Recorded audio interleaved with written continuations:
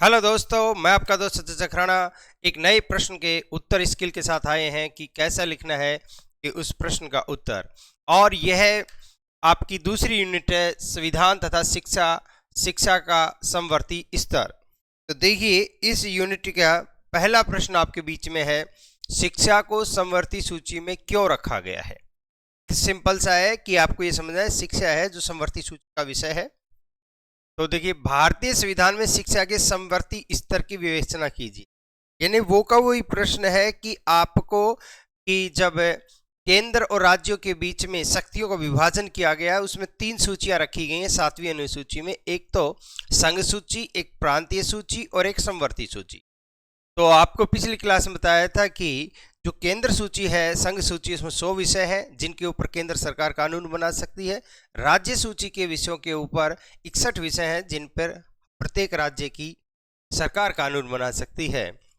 और समवर्ती सूची पर जिसमें 52 विषय हैं जिस पर दोनों ही केंद्र और राज्य सरकारें अलग अलग कानून बना सकती हैं। लेकिन कानून में अगर कंट्रोडिक्शन हुआ, विरोधाभास हुआ, गतिरोध हुआ, तो केंद्र का कानून माना जाएगा, राज्य का कानून समाप्त हो जाए।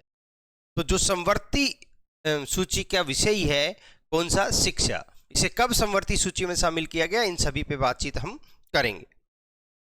तो देखिए साथियों, पहला प्रश्न आज हम लेते हैं इसका। इस प्रकार भारतीय संविधान में केवल एक कानूनी दस्तावेज नहीं, ये बात अपनी हो चुकी थी।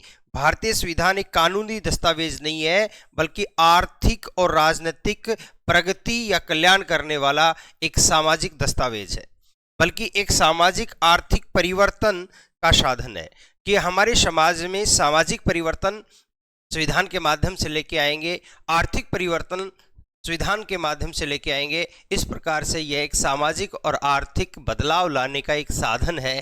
कौन, संविधान, न कि एक कानूनी दस्तावेज। यानी कानूनी दस्तावेज तो है पर केवल और केवल कानूनी दस्तावेज नहीं है। इसमें दिमाग में ही नहीं आना चाहिए कानूनी दस्तावेज नहीं है। कानूनी दस्तावेज तो है पर केवल और केवल कानूनी दस्तावेज नहीं है। कानूनी दस्तावेज के साथ साथ यह क्या है, सामाजिक और आर्थिक परिवर्तन लाने वाला एक साधन है।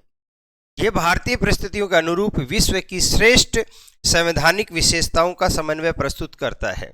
हाँ बिल्कुल भाई, हमने क्या किया है, दूसरे अलग अलग संविधानों से, जैसे अलग अलग देशों के संविधानों से कुछ प्रावधान लिए हैं, परंतु उनको वैसा का वैसा नहीं लिया। उन प्रावधानों को हमने बदला है, परिवर्तित किया है भारतीय परिस्थितियों के अनुरूप।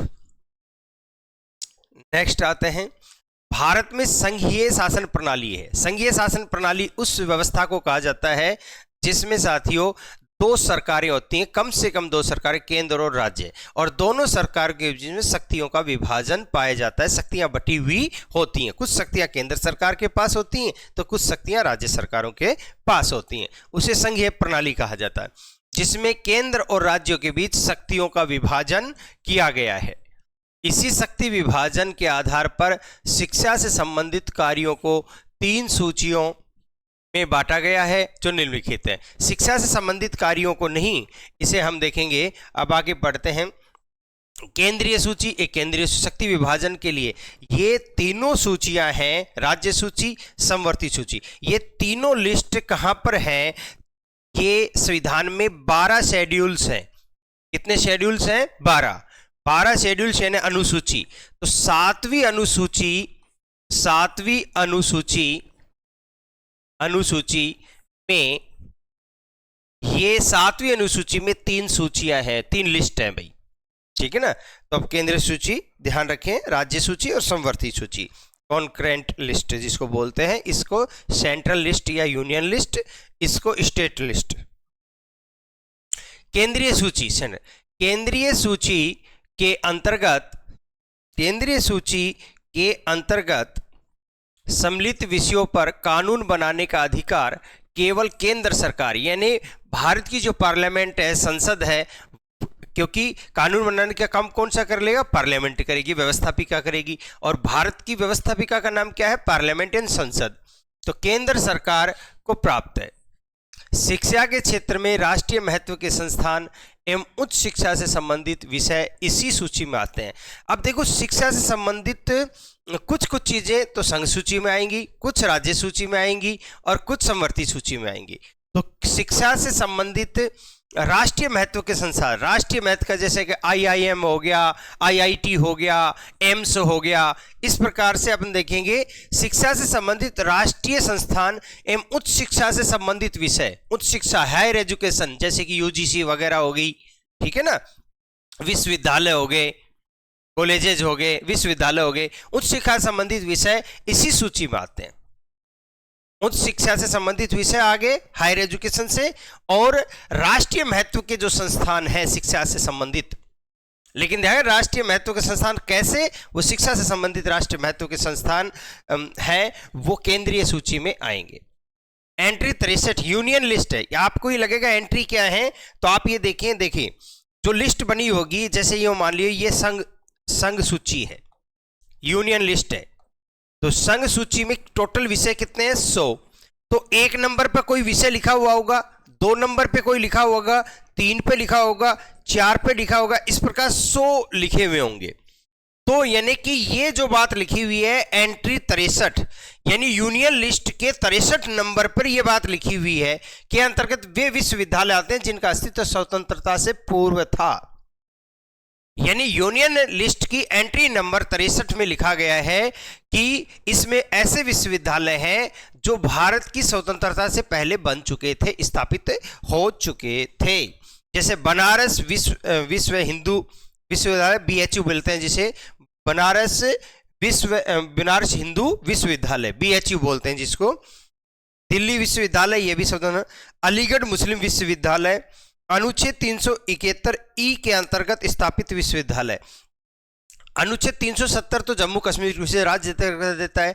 अनुच्छेद 371 मणिपुर और ये पूर्वोत्तर के जो राज्य हैं उनका उल्लेख है, मणिपुर, त्रिपुरा वगैरह इनका। इसके तहत स्थापित विश्वविद्यालय वे अन्य संस्थान जिन्हें संसद द्वारा कानून बनाकर राष्ट्रीय महत्व को घोषित किया गया है। और संसद ने कोई कानून, देश की आजादी के बाद संसद ने कोई कानून बनाकर किसी संस्थान को राष्ट्रीय महत्व का संस्थान घोषित कर दिया है, वो भी इसी के अंतर्गत आएंगे, ध्यान रखना। तो इनसे संबंधित जो भी कानून बनाना होगा वह केंद्र सरकार बनाएगी, राज्य सरकारें नहीं बना सकती। एंट्री नंबर 64, ये एंट्री आपको समझ में आ गई। संघ सूची के 64 नंबर पे ये बात लिखी हुई है, जो संघ सूची के 100 विषय उनमें। तो अंतर्गत संसद द्वारा स्थापित वे वैज्ञानिक एवं तकनीकी संस्थाएं आती हैं। वैज्ञानिक और तकनीकी संस्थाओं से तात्पर्य क्या है? ऐसी वैज्ञानिक और टेक्नोलॉजी संस्थाएं होती हैं जो पूर्ण या आंशिक रूप से भारत सरकार के आर्थिक सहयोग से संचालित होती है। भाई, ऐसी संस्थाएं, टेक्नोलॉजी से संबंधित और विज्ञान से संबंधित ऐसी संस्थाएं जो भारत सरकार से या तो पूरी तरह आर्थिक सहयोग लेती हैं या आंशिक रूप से थोड़ा बहुत भी सहयोग लेती हैं, तो वो इसमें आती हैं। और ध्यान रखना, इस प्रविष्टि के अंतर्गत अनेक सूचना प्रौद्योगिकी संस्थाओं की स्थापना की गई है। और ये ध्यान रखना, ये वैज्ञानिक और तकनीकी संस्थाएं स्थापित किससे होनी चाहिए? संसद से द्वारा, संसद के द्वारा स्थापित है और केंद्र सरकार से आंशिक रूप से या पूर्ण रूप से आर्थिक सहयोग प्राप्त कर रही हैं। तो ऐसी संस्थानों के बारे में अगर कोई भी कानून बनाना है तो केंद्र सरकार बनाएगी। ये संघ सूची की एंट्री नंबर 64 में लिखा हुआ है। अनेक सूचना, जैसे अब आते हैं एंट्री 65, यानी 65 नंबर के अंदर लिखा है निम्नलिखित संस्थाएं आती हैं, जैसे विशेष अध्ययन हेतु अनुसंधान केंद्र, अगर कोई रिसर्च के लिए रिसर्च सेंटर बनाया गया है, अनुसंधान केंद्र बन गया है। अपराध जांच के लिए वैज्ञानिक तकनीकी सहायता संस्थाएं, जैसे कि फॉरेंसिक लैब वगैरह होती हैं अपराधियों को, FSL वगैरह। अपराध जांच के लिए वैज्ञानिक तकनीकी सहायता संस्थाएं। पुलिस, व्यावसायिक एवं तकनीकी प्रशिक्षण संस्थाएं, जैसे कि ये सारी की सारी किस्में आएंगी संघ सूची से संबंधित विषय है। इसी प्रकार एंट्री नंबर 66 के अंतर्गत उच्च शिक्षा एवं अनुसंधान संस्थानों में मानक निर्धारण और समन्वय, ठीक है ना। अब आप लगेगा कि भाई पुलिस और व्यावसायिक तकनीकी प्रशिक्षण जहां दिया जा रहा है वहां शिक्षा दी जा रही है। प्रशिक्षण का मतलब क्या है? शिक्षा। तो आपको ये मतलब ये पुलिस से संबंधित आ गया था, पुलिस को भी तो ट्रेनिंग दी जाएगी और जहां ट्रेनिंग आ गई वहां शिक्षा आ गई।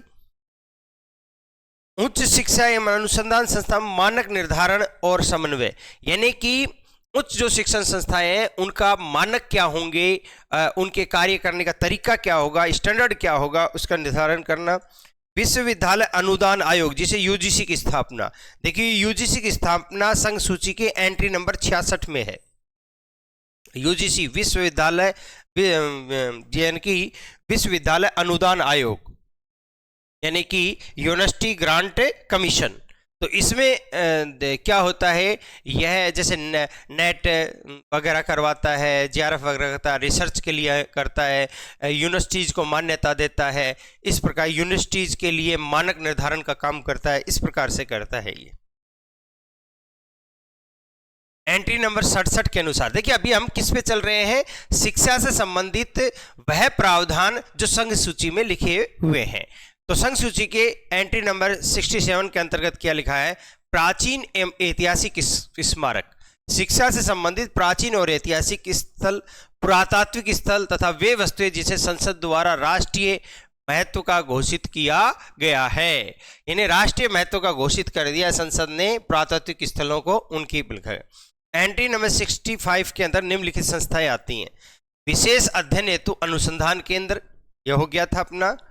वैसे अपराध जांच के लिए वैज्ञानिक, ये रिपीट हो रहा है भाई, अपनी ये चीज 65-66 के अंतर्गत हो चुकी थी, ये पेज पूरा रिपीट हुआ है। राज्य सूची के अंतर्गत देखते हैं, तो अब संघ सूची के अंतर्गत हमने देख लिया शिक्षा से संबंधित क्या प्रावधान थे।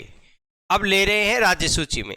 राज्य सूची में वे विषय सम्मिलित हैं जो मुख्यतः स्थानीय हितों से संबंधित होते हैं। इन विषयों पर कानून बनाने का अधिकार राज्य सरकार को प्राप्त होता है। मैंने पहले बताया राज्य सूची में लिखे गए विषयों के ऊपर कानून बनाने का अधिकार किसके होता है, राज्य सरकार के पास। एंट्री नंबर 11, यानी राज्य सूची की जो लिस्ट है, और राज्य सूची में करीब 61 विषय हैं, 61 विषयों में 11वें नंबर पे जो लिखा गया है वो ये है, अंतर्गत शिक्षा से संबंधित विषय आते हैं, यानी 11वें नंबर पे लिखे हुए विषय शिक्षा से संबंधित आते हैं राज्य सूची में।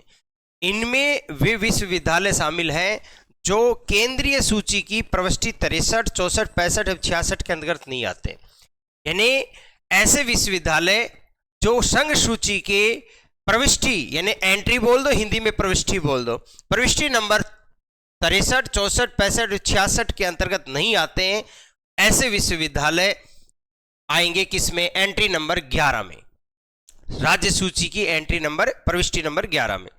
अर्थात राज्य सरकार अपने क्षेत्र में विश्वविद्यालयों की स्थापना, प्रशासन, विकास का कार्य करती है।